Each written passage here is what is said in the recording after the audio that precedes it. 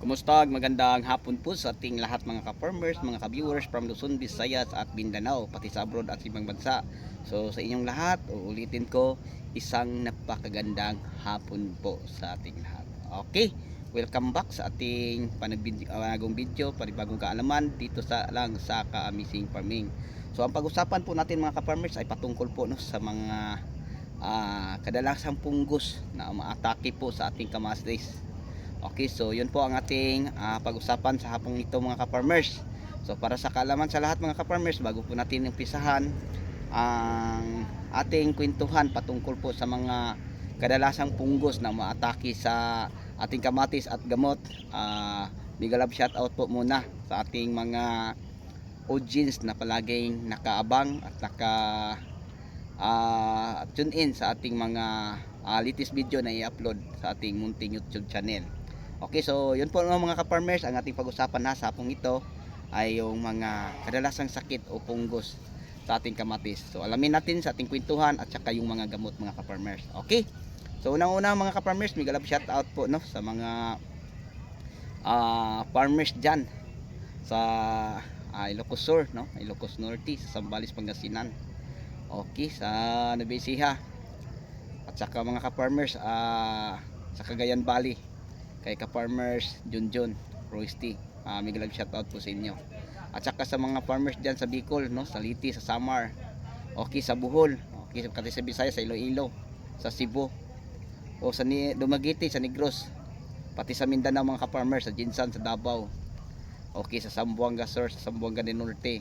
So sa ating lahat mga ka-farmers, o sa inyong lahat at sa inyong walang sawang suporta, maraming salamat po at mega love shoutout po sa inyong lahat.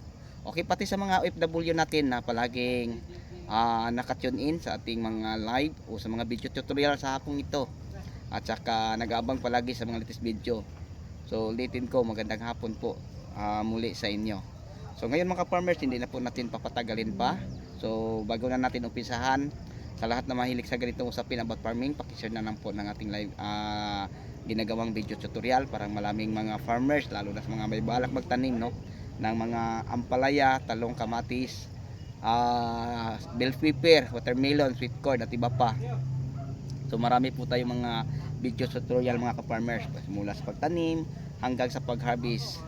At saka nagbabahagi po tayo ng mga foliar, insecticide, fungicide at saka mga insecticide. Pati sa mga fertilizer mga ka-farmers, yun po ang ating mga ginagawang content. So ngayon mga ka-farmers, hindi na natin pagpatagalin pa, pag-usapan po natin ang kadalasang sakit po sa kamatis. So kadalasan natin mapapansin mga ka-farmers, una yung tinatawag nating mga early blight, yung mga sunog katulad nito mga ka-farmers, mga leaf blight. So yun po ang kadalasang sakit sa kamatis. At saka yung tinatawag nating leaf spot, yung mga pintik-pintik sa dahon. So dahil ito po ay ayan mga ka-farmers, yung mga parang puntik, kulay itom yung mga ganyan. So yun po mga ka-farmers, mga ka-viewers, ang tinatawag nating leaf spot. So yung mga early blight parang sunod lang na mag-umpisa sa gilid po ng dahon. Okay, so ngayon mga ka-farmers, yun po ang unang mga masakit na mapapansin natin. Tapos pag mag-loss tayo ng calcium, tapos sa ganitong edad na mga ka-farmers, yung maitim ang puwit, okay? So halimbawa bunga ng kamatis, tapos sa puwitan nangingitim. So ang tawag niyan mga ka-farmers, kulang sa calcium o calcium deficiency. So pa sa ganyang edad mga ka-farmers, pwede na tayo mag-spray ng mga foliar, na mga magandang gagamitin para maiwasan natin yung mga ganyan mga ka-farmers. Kasi pag magkaganyan, kulang lang yan sa calcium, sa boron at saka sa potassium, kaya nagkaganyan mga ka-farmers. So ano po kaya ang pwede nating mga ma-recommend na mga foliar? So sa ganitong edad mga ka-farmers, ang mga foliar na ating ginagamit ngayon, share ko lang po sa inyo yung Blossom Booster na Fitters at saka yung Green Acres. So ang Green Acres at saka yung mga ka-farmers, Fitters, napakayaman po nila sa tinatawag nating potassium, calcium, boron at saka zinc. Yun po ang pinakamahalaga na may zinc mga ka-farmers, kasi si zinc patibayan po niya ang balat, parang hindi magka ganyan or tinatawag nating bulutong. Kasi sa term namin mga ka-farmers sa Bisaya, bulutong ang tawag natin dyan, yung nagkakulang sa calcium. So sa tulong po ni potassium at saka ni boron, yung mga bulaklak mga ka-farmers na meron sa mga foliar natin ginagamit, mabilis lang po itong mabuo. Kung tatawagin po natin ay mga maliliit na bunga. So yun po ang kagandahan mga ka-farmers, no, kung alam po natin ang mga pulyar. Pero bago natin i-apply ang mga pulyar sa ganitong edad na nag-umpisa ng namumunga ng ating mga kamatis, kita natin sobrang napakakondisyon ang mga bagong usbong, kahit ito'y stress po sa nag-alboro tong bulkan mga ka-farmers, kasi abot tayo dito. So yung talong natin kawawa kasi malapad ang dahon. Ito mga ka-farmers ay ano lang po, may mga sunog siya, konti lang po ang ating mapapansin din ng mga sunog, no. So meron din siya mga ka-farmers na mga damage, pero konti lang, pero hindi naman balik kasi pag halimbawa ganito na ang dahon, matatanda na, inaantay lang natin lumaki ang mga bunga. Pag lumaki na ang bunga mga ka-farmers, ay tatanggalin na po natin tong mga matatandang dahon para yung nutrients ay palagi ko nang sinasabi sa mga short video ko sa aking reels, sa aking page, ay diretso mapakinabangan, no, sa mga bulaklak, maliit na bunga at saka bunga, para mabilis lang po silang lumaki mga ka-farmers. So yun po ang purpose sa pagbawas o pagtanggal natin ng mga matatandang dahon sa ating kamatis. Okay, so yun po ng mga farmers, bago natin i-apply ang mga foliar fertilizer, alamin po muna natin, intindihin po muna natin ang kondisyon ng halaman natin. Kasi palagi kong ibinahagi na kung nagkapunggos, no, halimbawa merong leaf spot, wag muna tayong mag-apply ng foliar. Okay, so sa ganitong edad mga farmers ay kailangan na po ito ang fungicide palagi, no, fungicide palagi, para yung tinatawag nating leaf spot ay maiiwasan. So yun po mga ka-farmers, no, ang ating paggamit ng mga fungicide. So wag muna nating haluan sila ng mga foliar fertilizer kung nagkapunggos ang ating tanim. Okay, so susunod mga ka-farmers, ang ating mapapansin pag ibang sakit ay iba na ring usapan. So gagawa tayo ng content mga ka-farmers patungkol din sa ibang sakit. So ngayon, kasi yun po ang pinaka unang mapapansin natin sa ating kamatis na mga sakit, yung tinatawag early blight, late blight, tapos leaf spot, scab, anthracnose, lalo na pag malakas ang hangin palagi, madaling magka-anthracnose ang ating ano. So may iba pang mga sakit din mga ka-farmers na parang mahirap nating i-control, lalo na kung sa tag-ulan, tapos lala ang pag-atake po ng mga bad bacteria. So yun po mga ka-farmers, ibang usapan na po. So parang hindi tayo makalito, iba ang fungus kaysa mga bacteria. So ibang usapan na po mga ka-farmers. So ang fungus muna natin ang ating intindihin. So yun lang, no, mga scab, leaf spot or leaf blight, okay, mga anthracnose, yun po ang una nating mapapansin. So ano po ang mga gamot natin dyan mga ka-farmers? Okay, unang-una mga ka-farmers, yung mga nag-EEI na mga difeconazole, may kakayahan po siya sa tinatawag nating mga leaf spot at saka anthracnose or scab or mga bulutong mga ka-farmers. So sa tulong po mga ka-farmers, sa mga difeconazole, ano po sila, tulad ng mga score, mga forso or mga ortivatap. Ang EI po nila niya mga ka-farmers difeconazole, pero si ortivatap dual po siya, azoxystrobin at saka difeconazole.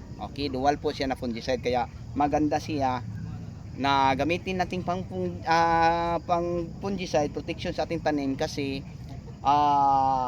dahil sa mga EI na meron siya. Okay, so ang laman po ni ortivatap, share ko lang po sa inyo mga ka-farmers, yung laman ni score, yung laman ni forso, yung laman ng ibang mga fungicide tulad ng Eminent Star, Amistar, yung mga nag-EI na mga azoxystrobin, mga difeconazole ay nandyan na po sa ortivatap. Kaya mga ka-farmers, kung pwede lang, share ko lang po sa inyo, no, napakaswerte siguro ng industry na to. Sana nga baka mabigyan nila tayo ng pamasko. So yung ortivatap, kung usapang punggos or mga sakit sa dahon, hindi na yan mabibitin mga ka-farmers, dahil dual EI po siya, difeconazole at saka azoxystrobin. So ano po ang mga pwede natin dyan pang alternate? Yung mga nag-EI mga ka-farmers ng mga carbendazim, kahit ano pwede din. Pero yung mga mangkusib lang mga ka-farmers, hindi na yan niya kaya ang leaf spot. So sa lahat ng mga mangkusib, may napapansin na na kayang magpagaling sa leaf spot, si Daitin mga ka-farmers, pero hindi siya katulad sa mga liquid, kasi ang mga liquid na pagka-advance po okay lang mga ka-farmers, no. Si Daitin kung halimbawa ay tag-araw, no, pero pag halimbawa ay tag-ulan mga ka-farmers, mas maganda doon na lang tayo sa mga liquid na mga fungicide na systemic din. So yun po ang ma-recommend ko sa inyong mga gamot. Okay, kung halimbawa ay ganito tag-araw, tapos nagka-leaf spot. So ang gagamitin ko din mga ka-farmers, pwede si Antracol, pwede si Ditin. Kalahating Ditin, kalahating Antracol sa 1 gram, kalahating kilo mga ka-farmers, di ba? So sa 200 liters of water mga ka-farmers, maglagay lang po tayo ng Ditin na kalahating kilo, kalahati ding Antracol, tapos i-spray natin sa mga dahon ng ating kamatis na nagka-fungus. So madali lang pong itong ma-control, at saka magaling po itong magpaganda at magpakintab po ng mga bunga po na ating kamatis. Parang namimituin mga ka-farmers ko, na halimbawa masikat ang araw, parang ganyan, mapansin natin. Ganyan kaganda mga ka-farmers. Pero pag liquid naman, doon na tayo ni Robato, ni Luna Sensation, at saka si Amistar. Napakagaling din mga ka-farmers. So nagamit lang ako dyan sa mga maulan na panahon. Pero sa ganitong mga panahon mga ka-farmers, napakainit, no? Buti nga yung nakarang araw may naambon, kaya nakakatulong dahil sa ating mga dahon, no? Kahit hapon nakita pa din natin ang ganda po ng mga dahon po ng ating kamatis, no? So dahil po sa inuulan po tayo mga ka-farmers, so kita natin ang mga bagong usbong na pakondisyon, ang mga bulaklak at saka maliit na bunga, at saka yung medyo malalaki ng bunga. So yun po no mga ka-farmers, mga ka-viewers, ang ating maibahagi at na-share po sa hapong ito. So kung usapang punggos, yung mga nabanggit nating mga fungicide na si Ditin Antracol sa tag-araw maganda din, pero sa tag-ulan, paki-take note lang po, Amistar, ang dosage niya kung napsak sprayer 10 ml, Escort 10 ml din, Luna Sensation ganon din 10 ml, Robato ganon din. So yun po ang mga dosage mga ka-farmers, no? Okay, marami namang mga Infinito, pwede din. So maraming mga fungicide na maganda natin gamitin sa tag-ulan. Okay, so yung mga foliar naman natin pang anti-stress, mas maganda natin mga ka-farmers na may share natin din sa ating pwede na din sa Avignon, isa po siyang biostimulant na makakatulong din pang anti-stress, no? Pwede naman din si Smart, at saka Senator Plant EG, at saka Senator Green Acres, pwede din. So yung lahat ng mga foliar mga ka-farmers na nabanggit natin na mga mayaman sa nutrients, yun po ang maganda nating gagamitin. Kasi mabilis lang po itong magpagaling sa ating mga tanim, lalo na sa usapang pang stress, lalo na kung araw-araw may ulan, may mabagyo.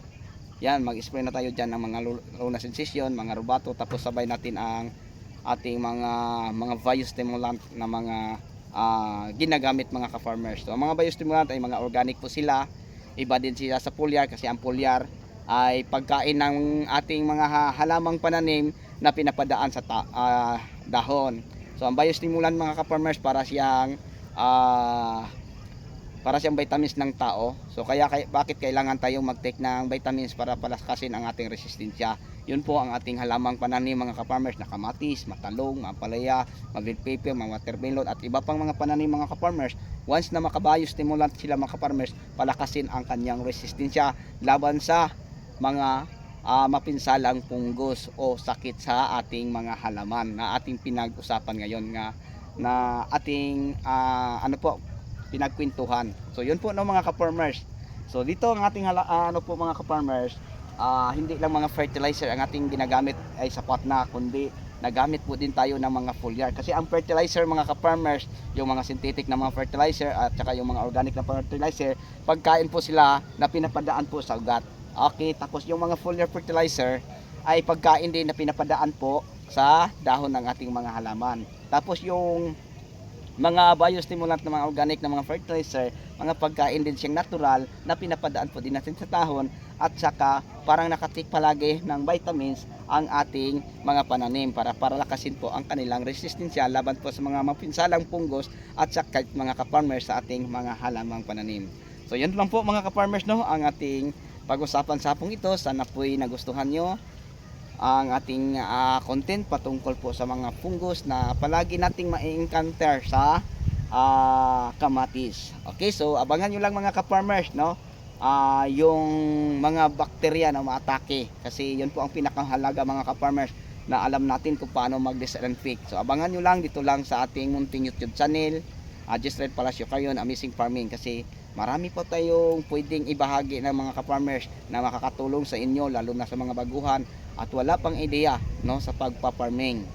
Okay, so ito na po ang kalagayan sa ating 44 days old na kamatis mga ka-farmers, kung saan meron ng mga bunga, hindi naman masyadong matangkad kasi napakainit, alam nyo sa loob po ng 43 days na sila ngayon. Sabi ng tauhan natin ay 2 beses pa lang ito na ilan, pangalawa yung nakaraang araw, yung ambon. Okay na lang mga ka-farmers, hindi, kahit hindi naman natin sabihin malakas, at least ay nakakatulong din sa kanila. Kaya nga kung tingnan natin mahapon na, tulog na sila. Maganda pa rin, nanatili pa rin luntian ang mga dahon.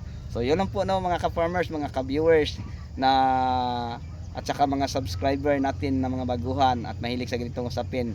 Sa inyong lahat, maraming salamat po. So bago tayo magtapos, mega love shoutout po uli no sa mga farmer association na palaging nanonood no. Alam ko mga ka-farmers na ang ating mga video ay pinapanood po no sa samahang ng mga magsasaka sa Norte. Okay? Lalo na sa Ilocos Sur no, sa Ilocos Norte, sa Zambales. Pinapanood din nila.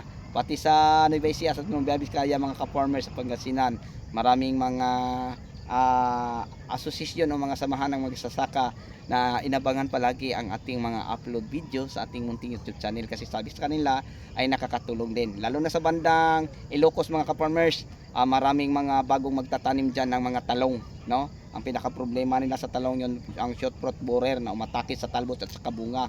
Sabi nila ay napakahirap po. Tapos meron pang tinatawag natin mga ka-farmers na white fly, wala din silang alam kung paano din i-control. So sa tulong po ng mga video tutorial natin na ating ina-upload palagi sa ating munting YouTube channel, ayan po mga ka-farmers, ang iba ay nag-success, ang iba din mga ka-farmers parang nasa sila sa napasabak sila no sa parang challenge ba. Kasi sabi na, sir, baguhan lang po kami, parang hindi namin maintindihan yung mga kahit anong klase ng punggos, ano bang tawag nito. Tapos may mga ganyan, sir, lumilipad, maliit, anong tawag dyan. Tapos may mga uod pa sa bunga, may mga uod pa sa talbos, ano daw ang gamot. So sa tulong ng ating mga video tutorial mga ka-farmers, unti-unti po silang gumiginhawa. Sabi niya, sir, salamat po sa tulong mo.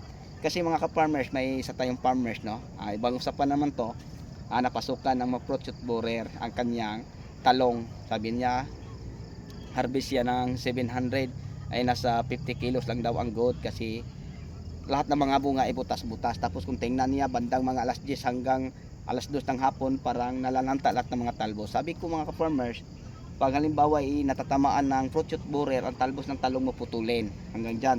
Tapos yung mga bunga may tama, alisin bago ka mag-apply ng mga Proclaim of tea. Napakagaling din mga ka-farmers sa fruit borer, Exalt, Propia o Yebal. So yung mga ganyan mga ka-farmers na paganin, mga Free baton, pwede din, mga gold. So alternate na to tayo palagi mga farmers para iwas immune sa mga feasting insekto yan. Kasi napakahirap pag nakapasok na mga farmers ang fruit borer sa ating tanim. Okay, so sa iyong lahat, hanggang dito na lang. Ako na po magpapaalam. Bye bye po. Happy watching. God bless us all at mabuhay po tayong lahat. So abangan nyo lang next vlog mga farmers ang ating mga video tutorial patungkol po sa mga bakterya, kung paano natin sila i-control o i-disinfect bago natin makasalubong sa ating pagtatanim. Okay, so sa inyong lahat hanggang dito na lang po. Maraming salamat. God bless us all at mabuhay po tayong lahat. Bye bye po. Thank you.